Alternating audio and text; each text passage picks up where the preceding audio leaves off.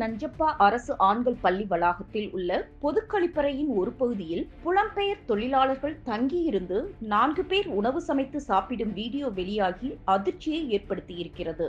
சிறுநீர் கழிக்கும் பகுதியில் உள்ள அறை ஒன்றில் அவர்கள் தங்கியிருந்ததாக கூறப்படுகிறது.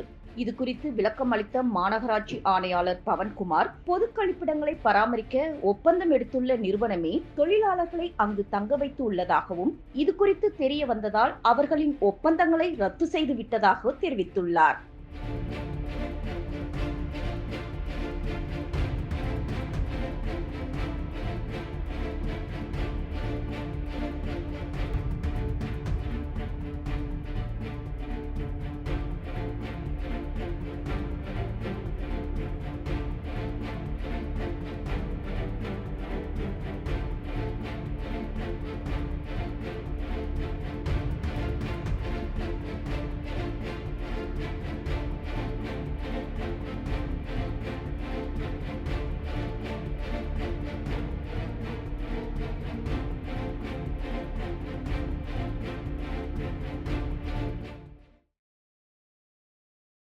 செய்திகளை உள்ளது உள்ளபடி தெரிந்து கொள்ள ரெஃப்ளெக்ட் நியூஸை சப்ஸ்கிரைப் பண்ணுங்க.